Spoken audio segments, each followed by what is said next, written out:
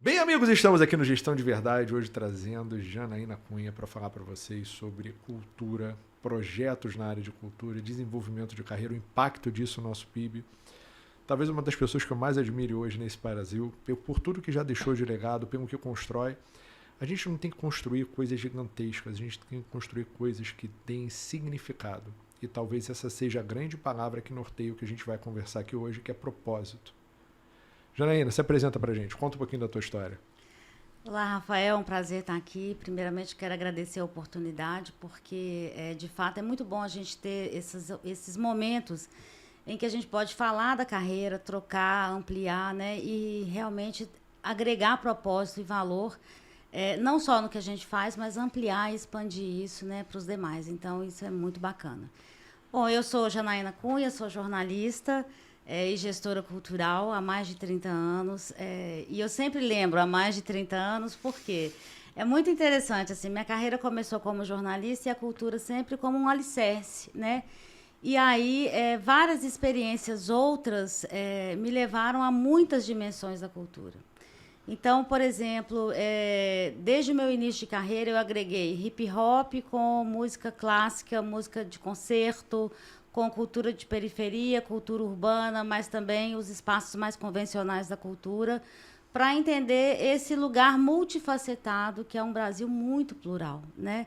Então, ter hoje o privilégio desse acúmulo, né, de vivências em diversas dimensões da cultura, me traz uma dimensão de carreira muito mais robusta, né, porque me permite, de fato, ter uma visão sistêmica e integrada de um grande ecossistema que é a cultura brasileira e que é o nosso posicionamento social, né? Então, assim, comecei como jornalista, associado ao trabalho de jornalista, eu fui realizando pequenos projetos em cultura, como algo complementar, assim, imagina isso, né? No início era algo complementar, e isso foi dominando toda a minha trajetória.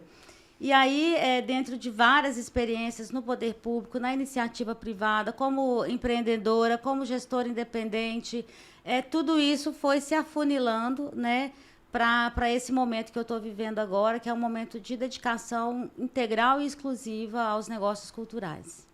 Bacana. Janaína, conta pra gente um pouco. Existe ainda uma falta de informação sobre o que é cultura, qual é o impacto disso na economia, como funcionam os incentivos. Eu queria que você desmistificasse isso. Conta pra gente um pouco como isso funciona. Esse é o grande dilema da cultura, né? Porque ela é tão natural ao humano e tão natural ao social que tem muita dificuldade de percepção do tamanho desse negócio, né? Esse é um grande negócio que tem um impacto acima de 4% do PIB nacional, que gera emprego, gera transformação social, gera renda, gera percepção de identidade, né? E que isso fica meio que diluído no dia a dia e que a gente não se alimenta de cultura eventualmente, a gente se alimenta de cultura da hora que a gente acorda até a hora que a gente descansa. E a vida inteira, em todas as etapas da sua vida, você é abastecido e alimentado pela cultura e retroalimenta isso.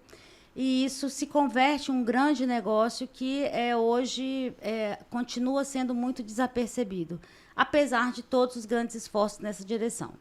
Então, hoje, por exemplo, a gente tem, né, há mais de 30 anos uma lei como a Lei Rouanet, que é uma lei que viabiliza, né, que possibilita, por exemplo, que o empresário destine até 4% do seu imposto devido a projetos culturais, quer dizer, significa que ele vai alavancar, catapultar negócios sem que ele precise efetivamente fazer investimento do próprio caixa, ele vai trabalhar com o imposto devido, se ele for uma empresa de tributação do lucro real. E eu avalio que poucos empresários ainda conheçam essa oportunidade, né? E essa é uma oportunidade que, como eu disse, não é uma oportunidade em si mesma. Ela alavanca negócios, ela possibilita o desenvolvimento do país e promove o desenvolvimento de pessoas, né? Então, isso está um pouco adormecido ainda. É claro, existe uma grande rede que já entendeu essa oportunidade. e isso vem funcionando com grandes empresas que são patrocinadoras e promotoras da cultura no país, e que também se servem de alicerce para esses executores de cultura, né, que se beneficiam também dessas oportunidades. Mas eu entendo que essa é uma engrenagem que ainda precisa de mais energia para ganhar a devida musculatura.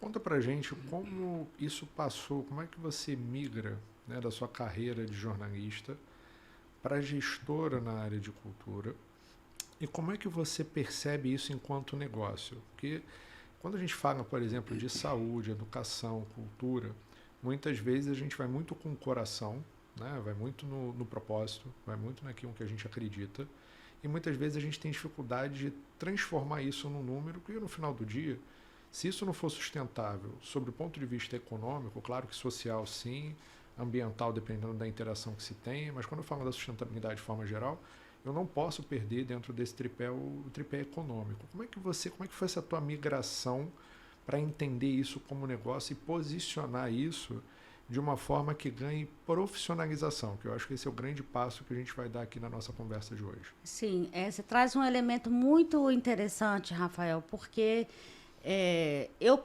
comecei, como eu disse, executando pequenos projetos, realizando pequenos projetos. E aí, ao longo desse tempo, eu estou em curso em um MBA em gerenciamento de projetos, sou sua mentorada, né, entendendo melhor posicionamento de carreira, e me dei conta de uma imensa lacuna, que é a própria percepção como gestora e liderança, que atuei, né, em cargos de liderança durante muitos anos também nessa minha trajetória. Eu percebi que tem uma lacuna, assim, os gestores e realizadores de projetos em cultura não se enxergam como gestores. E aí nasce o mais recente projeto, né, que é o Hub de Gerenciamento de Projetos, Hub GP, em parceria com a IPMA, que é uma instituição que é crucial para essa nova percepção, que é de entender que não somos executores de projetos, somos gestores de projetos. Esse é o primeiro diferencial que a gente precisa chamar atenção para ele, porque o que o Hub propõe? Ele se propõe como um lugar de encontro desses executores de cultura para que eles, de fato, se posicionem no mercado para além das entregas objetivas. Então, por exemplo, um grupo teatral, ele entrega espetáculos, a princípio, mas ele não entrega só espetáculos. Antes disso, tem todo um trabalho de gestão, de concepção, de planejamento, de desenvolvimento estratégico e etc., que ele não enxerga, ele faz naturalmente. Então, a questão é, por que esse executor de cultura não se enxerga como gestor? Porque ele não tem a dimensão das competências. Entre o criativo e o executivo, ele não tem dimensão das consequências como executivo que ele... das competências como executivo que ele executa, né, e que ele dispõe dessas competências já, porque ao final ele entrega o espetáculo ao público, né, mas ele acha que terminou ali. Embora depois ele tenha todas as tarefas de prestação de contas, ele começou com um planejamento, ele executou um cronograma físico-financeiro, ele fez uma entrega finalística efetiva, ao final ele presta contas e ele pensa que ele é um diretor teatral. Sim, ele é um diretor teatral, mas, além disso, ele é um grande gestor que não está consciente das suas competências nem das suas habilidades. Então, quando a gente propõe o Hub GP, a gente está querendo acordar todo esse ecossistema para mostrar, meu amigo, veja bem tudo o que você executou, né, para fazer a sua entrega finalística. Isso faz de você um gestor. Então, quando a gente propõe um projeto em que a gente vai ter um seminário de engajamento, depois um curso, né, um curso efetivo para elucidar essas habilidades e competências, e depois uma certificação internacional que faz o quê? Leva esse sujeito para uma comunidade de gestores de projetos, para que ele se enxergue entre pares e que não necessariamente esses pares são pares da cultura, né? Porque aí a gente nivela, a gente equilibra, a gente equaciona essas vozes e desperta, né, para a importância de enxergar as próprias competências para além das atividades finalísticas específicas. Perfeito. Só fazendo aqui um parêntese para quem nos acompanha, fazendo um apanhado geral. Quando a gente fala de IPMA, a gente olha 3 grandes pilares, né? Então, o primeiro pilar de competências da IPMA são as competências ligadas ao negócio, ou seja, como é que eu olho para o negócio de maneira sustentável, entendendo quais são os padrões, regras, entendendo como é que funciona a lei de incentivo, todo o contexto que engloba a regulamentação e manifestação do fenômeno projeto enquanto negócio, né? Então, eu preciso entender como está abarcado dentro da estratégia de que empresa, como é que você faz essa movimentação. Eu preciso entender, no segundo pilar, o ambiente pessoas, desde me compreender até criar uma equipe de alta performance. Então, tenho aí 10 competências que elas são evolutivas. A IPMA, ela trabalha com um sistema de certificação que ele é como se fosse uma carteira de motorista. Então, começo com uma moto e posso chegar numa cegonha de carros para poder, né, levar, dependendo do grau de complexidade do projeto. E eu tenho a ponte entre o negócio e as pessoas, que são as práticas de gestão, que é desde a concepção até a entrega final.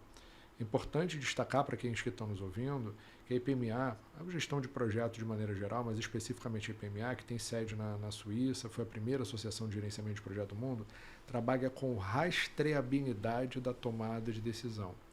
O que faz com que, dentro de projetos de incentivo, na hora que eu faço prestação de contas e crio todos os artefatos e acabouços necessários para a geração e prestação de contas desse evento, isso seja absolutamente natural ao processo. Porque muitas vezes, se eu não trabalho dentro de um planejamento ou de uma linha de raciocínio procedimentada para poder fazer essa entrega final, eu esqueço documentos, eu acabo fazendo de maneira informal, faço com o coração, faço de maneira a viabilizar o projeto, mas muitas vezes eu não consigo replicar o sucesso daquilo. Então, estou fazendo aqui um disclaimer para quem vai nos assistir, que não tem ainda conhecimento de IPMA, trazendo um pouquinho para vocês de como isso funciona, o que a gente chama de olho da competência, ou seja, como é que eu olho para uma situação. E aí, Janaína, eu te faço uma pergunta dentro desse processo. Como é que foi a evolução da sua carreira para você entender que isso era importante? Porque você hoje, 30 anos depois, é gestora de sucesso em várias organizações, com diversas experiências, toma a decisão de chamar para si a responsabilidade da criação de um hub, né? E isso demonstra o teu impacto social, isso demonstra a tua responsabilidade como gestora para o nosso país, dentro daquilo que está sendo feito, né? É o protagonismo, né? E que isso muitas vezes é possível por 2 razões: pelo seu nível de maturidade, né? E por temperamento de maneira geral, por ser o protagonista. Não significa que não ser vai deixar alguém menos importante, mas ser torna você relevante. Como é que conta um pouco para aqueles que estão começando agora na carreira de cultura e que estão batalhando dentro do dia a dia, estão fazendo com tanto amor, com tanto carinho, seja da mais alta música clássica até a comunidade carente onde eu estou trabalhando para, através da cultura, ajudar as pessoas, desenvolver as pessoas, trazer os jovens ou trazer os mais adultos, criar um movimento ali de entretenimento e de levar a cultura para a ponta, né, desmistificando às vezes a elitização da cultura, como é muito comum a gente observar. Queria que você falasse um pouco dessa evolução para aqueles que estão começando. Como é que você enxerga isso, o teu passo a passo, o teu caminho, quais são as dicas que você dá para que você agora já está lá no topo, né? Você já chegou no topo do Everest, e aí quem está começando aqui embaixo e olha para cima e fala assim, como é que eu vou para lá? Conta um pouco como é que você enxerga essa trajetória?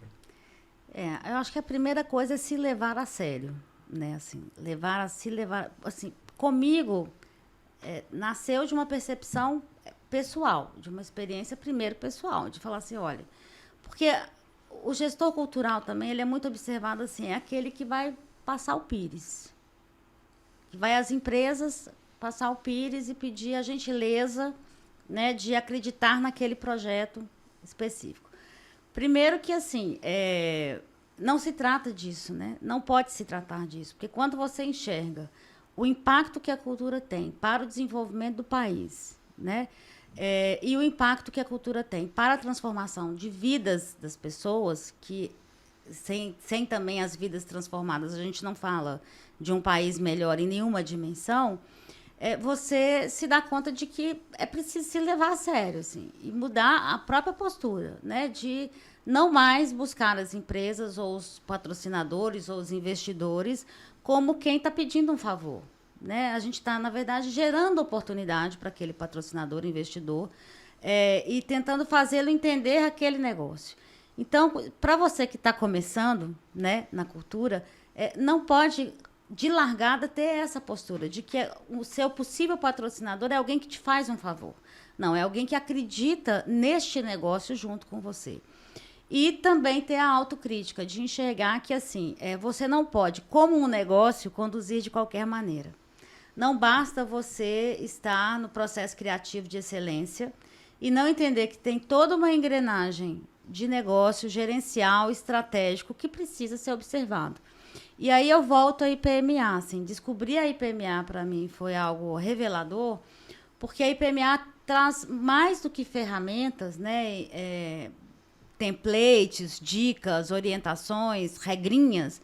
A IPMA te traz um traçado comportamental que favorece o entendimento do que de fato você está fazendo e produzindo. Eu estou insistindo muito nessa tecla porque eu acredito de fato que é uma questão de percepção. Então, você tem ali, quando você tem um guia, né, como é o ICB, que é o guia da IPMA, que orienta, que norteia, que te esclarece, que traz conceitos, você entende que quando você senta com um empresário, com um possível investidor, você está realizando um processo de negociação.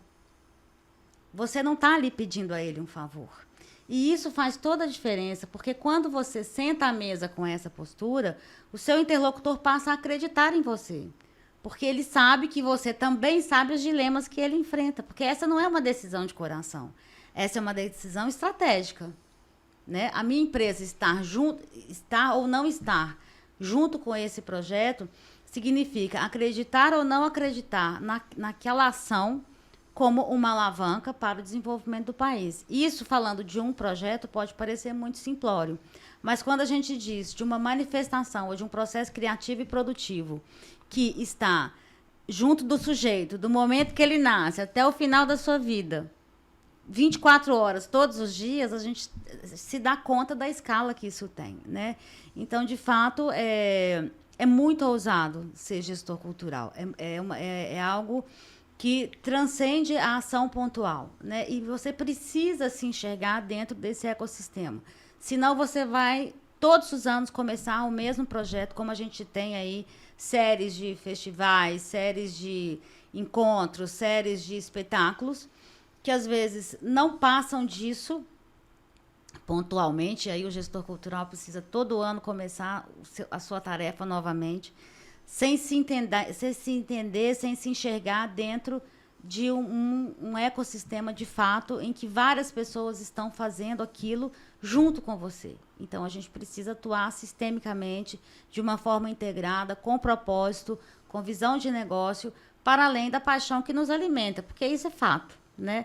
Nós somos apaixonados pelo que fazemos, mas fazemos negócio além das ações que entregamos para a população. Como é que qual o primeiro passo, ou dicas simples que você daria para aqueles que querem, que hoje já estão na área de cultura? Vamos dividir dois momentos. Uhum. Né? Um, para quem não está na área de cultura, tem interesse e quer entrar nesse ecossistema.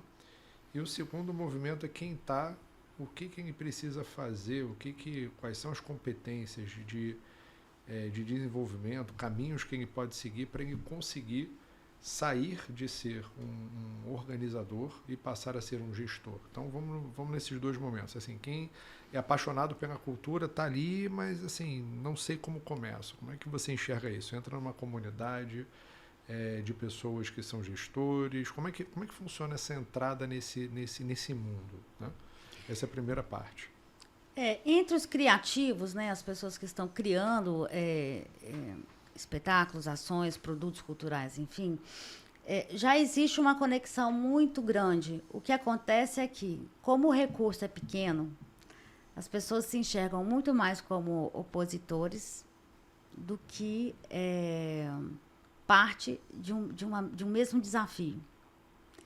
Então, essa mudança de postura, ela também é importante, assim. Eu preciso fazer do meu suposto competidor o meu aliado.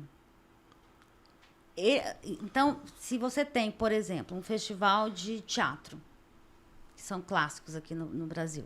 Se você tem festivais de teatro acontecendo durante todo o ano, ali você tem uma comunidade para um trabalho em rede instalado. Independentemente de quanto cada um precisa captar para executar o seu festival, né? Essa pegada do trabalho em rede, da visão do trabalho em rede, para mim é o primeiro passo para você, de fato, ampliar a sua possibilidade de êxito, né? Junto com o trabalho em rede vem o relacionamento com os stakeholders. Por quê? O meu investidor pode ser o seu investidor, se a gente for pensar em escala. Ou o meu investidor conhece alguém que pode ser o seu investidor, se ele acreditar naquela entrega. Então, o trabalho em rede me parece essencial. Trabalhar em rede, ter visão de trabalho em rede, me parece essencial para quem ainda está apenas namorando, se relacionando muito fragilmente com a cultura, né?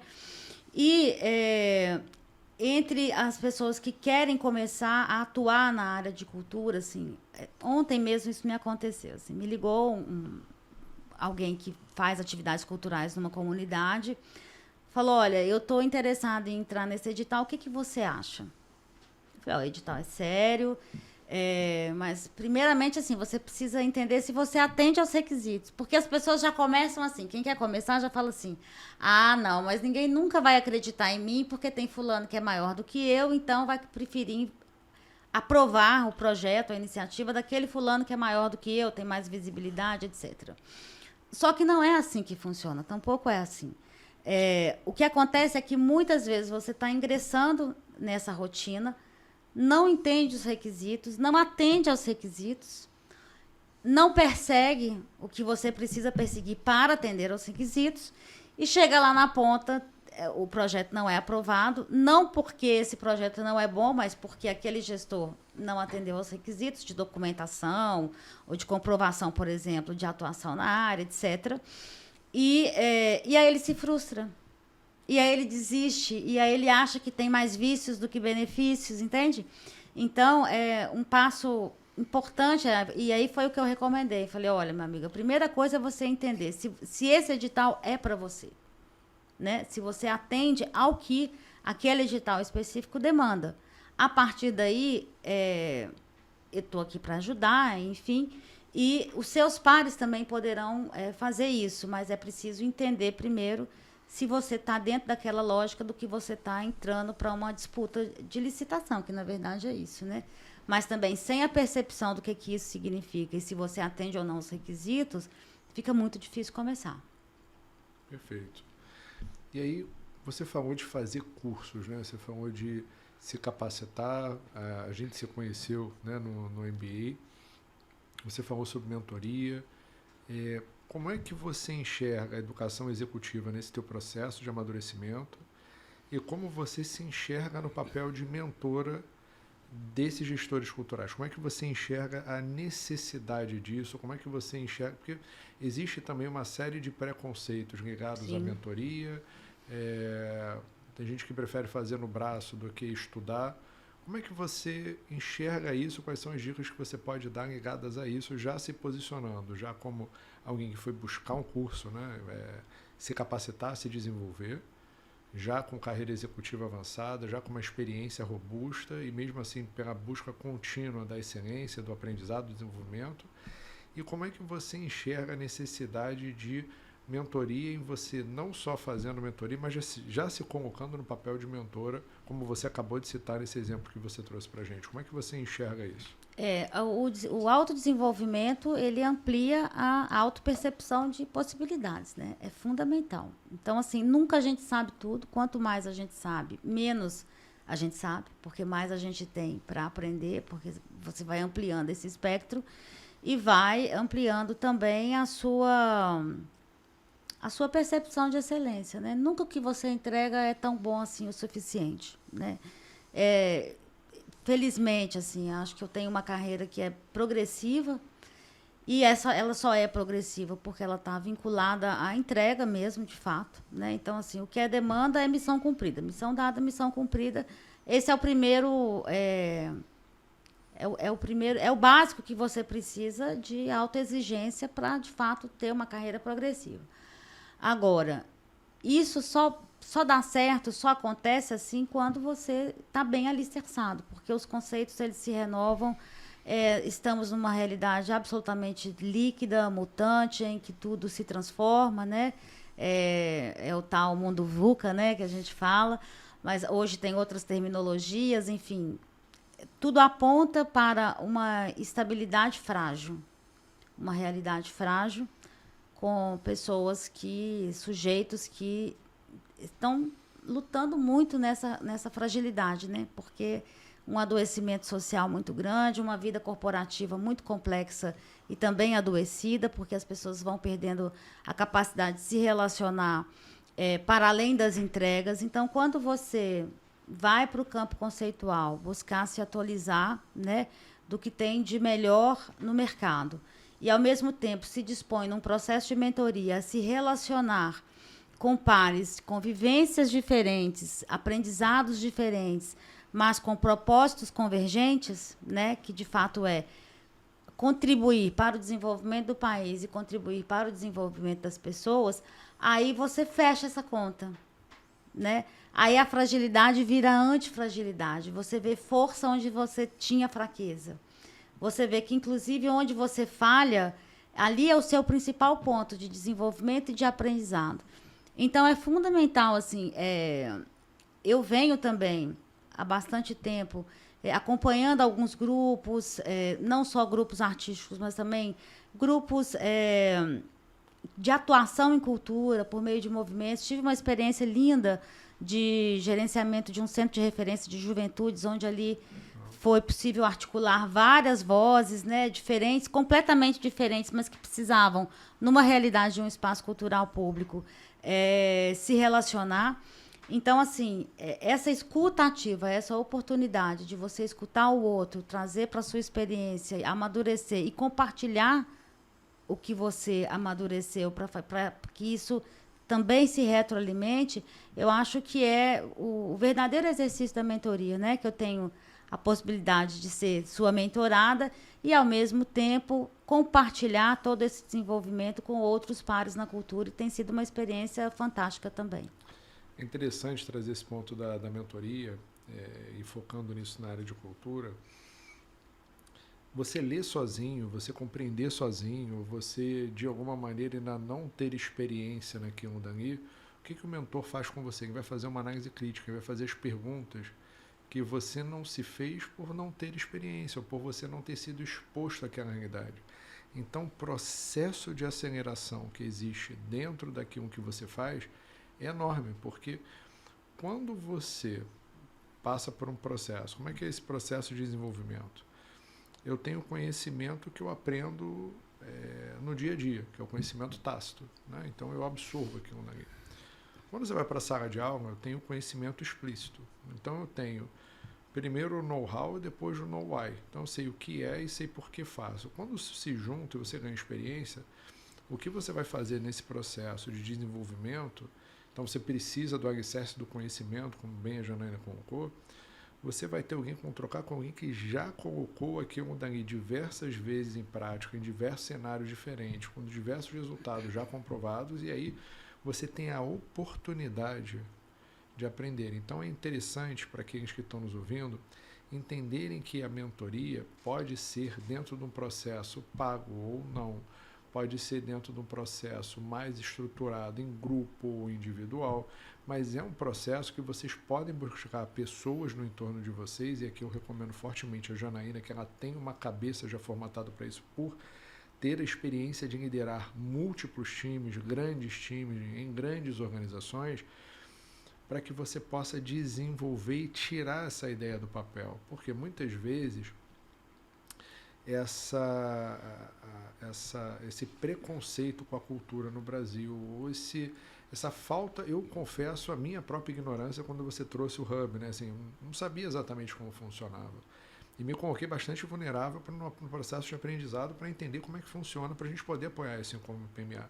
Então, você que de repente está se sentindo sozinho, ou de repente precisa de um primeiro passo, nunca deixe de procurar quem conhece mais do que você, porque conhecimento ele transborda. Quanto mais você dá, mais você recebe, mais você recicla, mais você desenvolve. E só tenha vergonha de não perguntar. Eu acho que esse é um ponto de disruptura. Janaína, o que você contaria, né? O que você falaria para você há 30 anos atrás, né? Contando aí, claro que é uma carreira construída, ela é sempre construída com aprendizado e com dor, né? Então, assim, o que você traria para você mesmo nos últimos, se você pudesse voltar atrás 30 anos, o que você falaria para você para passar pelo processo de aprendizado, entendendo que a dor faz parte do processo, mas talvez ter sofrido menos, né? Então, conta pra gente um pouco assim, o que você falaria para alguém mais jovem ou para você mesmo lá atrás, no alto do teu aprendizado, no alto da tua experiência, em tudo que você já fez até hoje? Primeiro eu só queria acrescentar que assim, o processo de mentoria, ele é muito encorajador, muito. E ele é muito desafiador, assim, porque é como um espelho, né? Você está ali, no caso de uma mentoria coletiva ou mesmo individual, porque você está, né, ali com o seu mentor. Você está diante de questões que vão surgir de uma forma não previsível, né? E isso é maravilhoso porque te deixa num lugar de instabilidade. E aí é que você vê se o seu alicerce está funcionando ou não, né? Então é muito encorajador. Você sai dali e você fala, nossa, venci mais um dia, assim. É maravilhoso. Então, realmente é uma experiência disruptiva e que eu recomendo fortemente para quem, não só para quem está, por exemplo, em mudança de carreira, ou assim, é um processo para se reavaliar em qualquer tempo de carreira que você estiver. Você pode estar começando, pode estar num nível de maturidade maior, mas como eu falei, sempre tem aprendizado, né? Sempre tem oportunidade de aprendizado e de alto desafio, né? Porque você cresce no desafio, você não cresce na comunidade, né? Então, assim, queria complementar aí sobre a questão anterior. Agora, o que eu diria, assim, que eu gostaria de ter ouvido isso quando eu era mais jovem, início de carreira e tal, acredite na sua intuição. Porque isso eu também aprendi na mentoria, né? Que a intuição, ela não vem do nada, ela vem do seu repertório. Então, quando você intui que algo precisa ser feito, e aí você acha que está alucinando, às vezes, você fala, nossa, imagina, eu não vou por esse caminho, né? Então, muitas vezes eu empreendi, como falei no início, eu empreendi quase como uma diversão. Eu era uma grande empreendedora já, né? Independente da complexidade dos projetos, poderiam ser projetos pequenos, iniciais, não tem problema. Você já é um empreendedor e você fica achando que aquilo é uma diversão, que aquilo é algo que você vai fazer a mais no seu dia, depois de trabalhar como CLT numa jornada de 8, 10 horas seguidas. Então, assim, eu já tinha ali uma intuição de que eu precisava empreender, que eu amava empreender, que aquilo era a minha essência. Mas eu estava fixada, né, em algo que, dentro da minha realidade socioeconômica, cultural, estrutural, eu entendia que era o melhor caminho. E muitas vezes eu negligenciei a minha intuição. Então, nesse momento, eu estou muito empenhada em acreditar na minha intuição. Quando eu olhei, assim, comecei a desenhar e a estruturar um pensamento sobre o Hub. E a partir do estudo que eu fiz, né, de aproximação com a IPMA, eu falei, gente, tem uma oportunidade aqui, porque assim, e não é uma oportunidade para mim, porque nessa altura, né, nesse nível de maturidade de carreira que eu tenho inúmeros caminhos. Mas eu enxerguei ali e falei, não, mas tem uma oportunidade aqui para a cultura e para o desenvolvimento do país, que as pessoas não estão entendendo. E é muito interessante que, assim, cada vez que eu falo do Hub, né, com pares, com pessoas também muito experientes na área da cultura, com gestores de negócios, além de gestores culturais, e que eles entendem assim, o que vai ser um processo em que você começa a entender que o que você faz são competências validadas, inclusive internacionalmente, e que isso vai desaguar num processo de certificação que te insere numa comunidade que é muito maior do que você se relaciona habitualmente. E que isso aumenta não só a oportunidade, mas também o desafio e todo o desenvolvimento individual e social que isso vai provocar. E aí a gente pode, de fato, falar em impacto social, porque quando você trabalha isoladamente, você tem um impacto no seu entorno. Quando você trabalha em rede e com escala, você, de fato, começa a ver a possibilidade, inclusive, de apurar indicadores que não são apurados. Porque se as pessoas não trabalham em rede, você não consegue apurar impacto social. Perfeito. Você apura o impacto real, objetivo, específico. Então,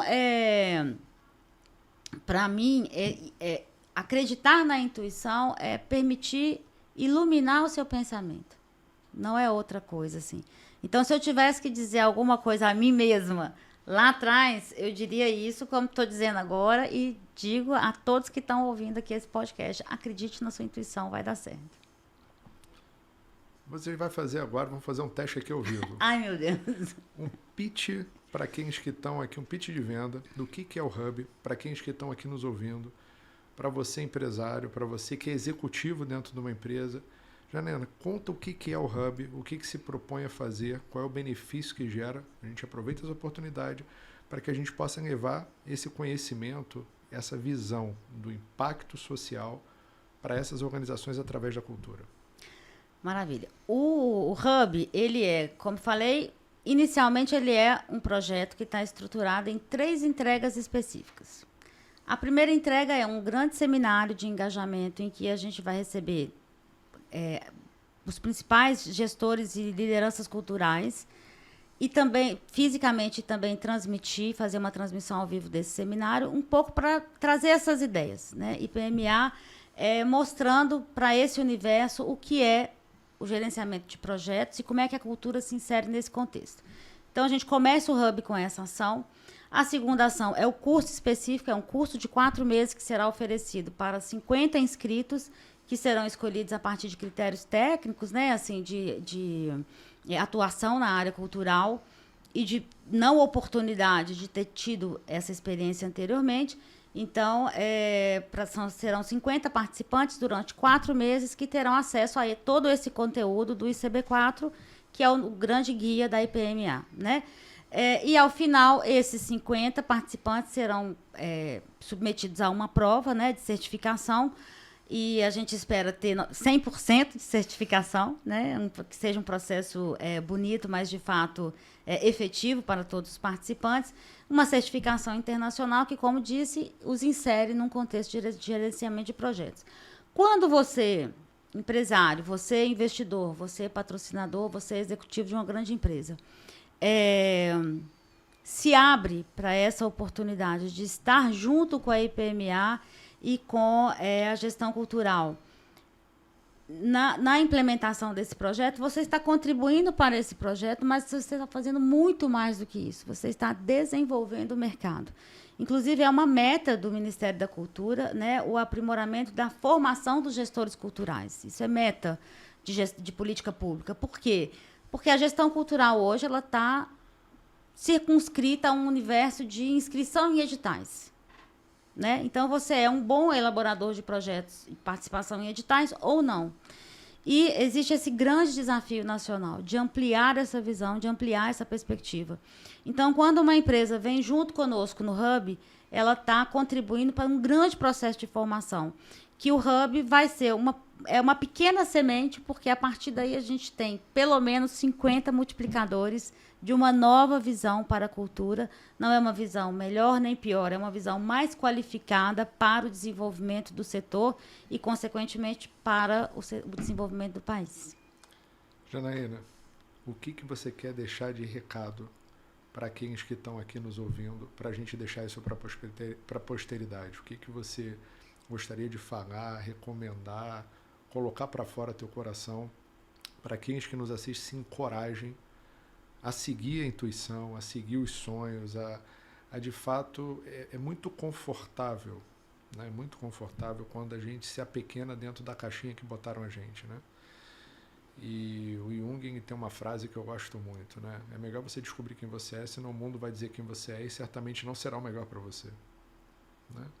Então, conta pra gente, assim, pra gente poder fechar o nosso episódio, o que você gostaria de trazer, o que você gostaria de reflexões que você teve, que você acredita que alguém ouvindo, isso vai tocar no coração dessa pessoa, vai tocar na consciência dela para que ela possa se desenvolver, além de tudo que você já trouxe pra gente até aqui.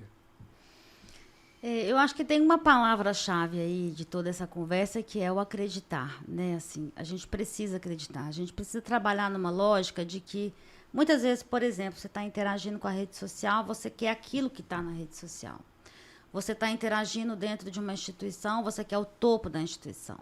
Você está se relacionando com seus pares, em família, entre amigos, e você quer o que o outro acha que é importante.